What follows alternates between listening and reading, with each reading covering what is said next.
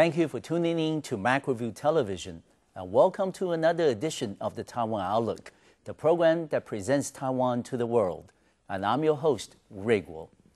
Learning to speak English has become a very popular pursuit among the younger generations here in Taiwan.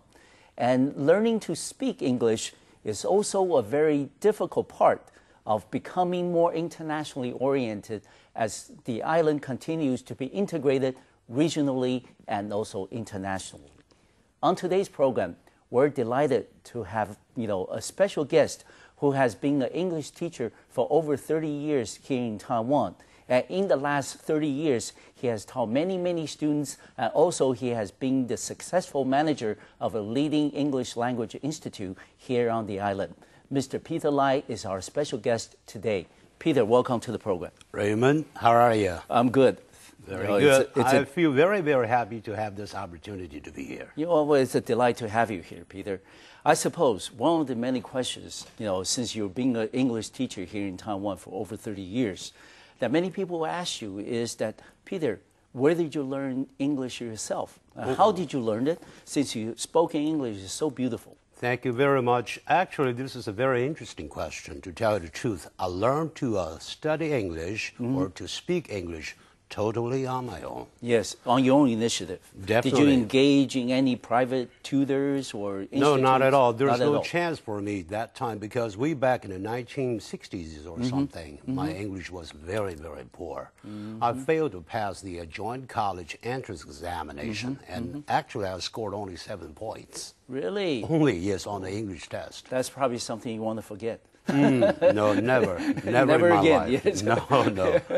So I managed to enter the military academy called the Political Warfare College. Yes. I stayed there for 4 years. Yes. Originally, I didn't bother to study English until one day something happened to me. What happened? There was a group of cadets from West Point, Okay. the military academy in the United States. Yes. They paid a visit to our school, Yes. and I happened to have a chance not to talk to them, but rather to see them in person. Okay. Oh, they were Americans. Okay. And of course, there was a classmate of mine who spoke very beautiful English, Okay. who carried very, let's say, a standard American accent. And later on, I just came to the understanding that he was brought up in an environment where English was spoken all the time because his father was a liaison officer. Okay, for the military too? Yeah. Okay. So in the Air Force, that's why he deliberately, brought up his son in an environment where English was spoken because that time there were also a lot of military dependents from the United States. So they spoke English, and this, of course, gave that young man a good chance to learn to speak English. So that was a very good inspiration for you, I suppose. Definitely, because those Americans or those cadets were shocked, and they were amazed, and they showed their respect. And then I began to understand, if you have a good command of English, one day those Americans or those foreigners will pay respect to you. Okay. Also. Well, Peter, then let me ask you. I mean, learning English, of course, you can learn the ABCs, you can learn the grammar, but how did you, conquer the problem of accent? Because you certainly don't speak English with a Taiwanese accent. You probably didn't spend extensive amount of time in the U.S. either, right? No. No. Yeah. So how did you overcome that problem? Well, actually, if you want to master a language, definitely you should think of yourself as a newborn baby. Yes. Start from right, scratch. Definitely start from scratch, from nothing at all. Yes. So that's why pronunciation is very important. Exactly. But, in our educational system here in Taiwan, even today, we still have this kind of a drawback. We pay very little attention to, correct pronunciation.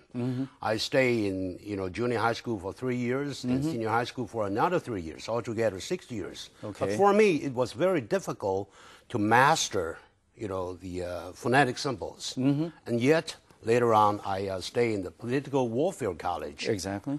Just, 4 years, but for the first 3 months only, I master, the art of pronunciation. Okay. That is, I just, practice speaking or reading after those native speakers, little by little. I use this kind of a strategy. The slower, the better. Okay, good. The less, the more, that is. Good. So this experience for yourself in terms of learning a different language, English, will certainly help you later on when you become a teacher. Yes. Of English. Because how did you, transfer the experience that you had learning the English and to your students? Beautiful. Let me just put it this way. I started to learn pronunciation. Later on, I learned to talk to myself based on a very easy conversation book. I tried to use this kind of strategy called role-playing. Okay. I learned to talk to myself on a constant basis. Okay. And this went on for only 3 months. Okay. And I was able to speak English. Okay. But it was not until about half a year later that I started to augment my scope by reading as much as possible. I read, the China Post. Of course. That time it was, the best English newspaper here in Taiwan. I started, paragraph by paragraph.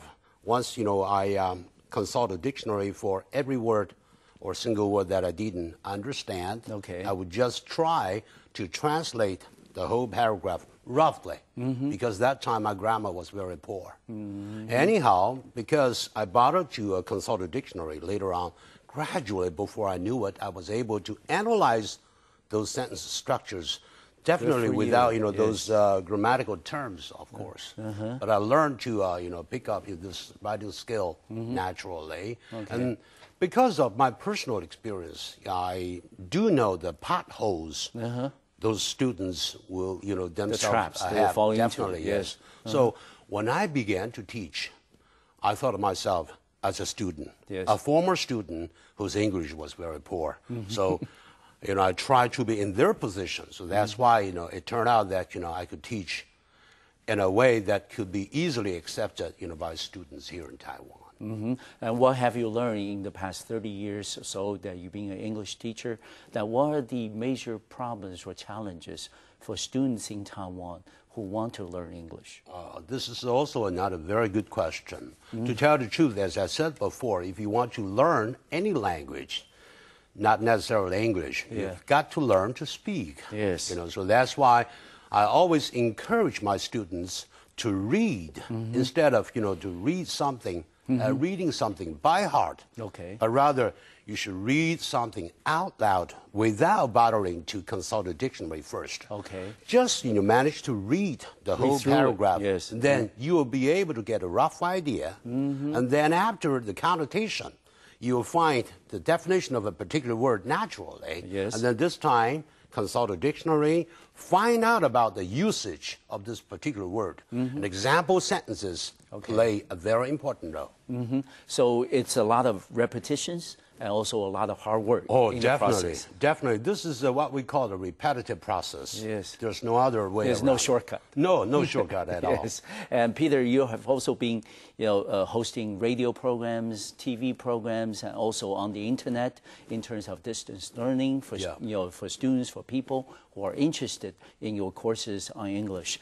What have you learned from those experiences in terms of teaching people? Basically, the media, of course, are different, but the way of teaching is about the same. Because whether you are, teaching on the internet, definitely you do not see those students in person. No. And yet, a good teacher is one that is able to express himself clearly. So that's why before I start to teach, whether in the classroom or on the internet, I will bother to prepare to consider myself to be a student first, rather than a teacher, so that I can understand probably in this particular essay there are some words that are beyond their understanding. That I just jot down those words, and that, of course, a teacher should be dutiful. In other words, because we are native speakers, definitely we have to, this time the internet plays a very important role because we key in those, the words, and then we can find a lot of those sentences written by those native speakers throughout the whole world.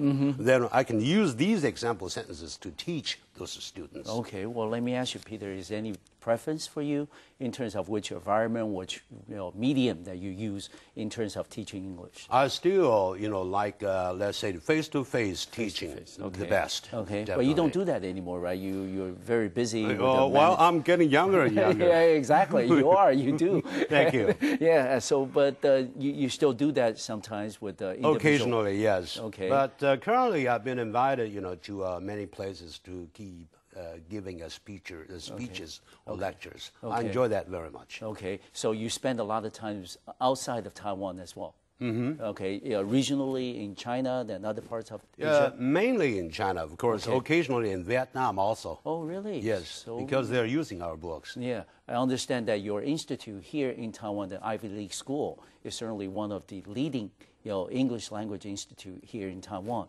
Thank you very much. Yeah, and then you have schools and presence throughout the island. And then what was the experience like in managing one of the leading English language institutes in Taiwan? Okay, very good. Actually, we are, two businesses. Oh, two businesses. Yeah, one business has to do with the publishing. This is what we call the magazine, together with a group of, books that have to do, or cater to those students who want to score high on the joint college entrance examination. Exactly. Okay. Also, we're dealing with a lot of examinations given here in Taiwan, like, the GPT. Okay. TOEIC and things like that. Okay.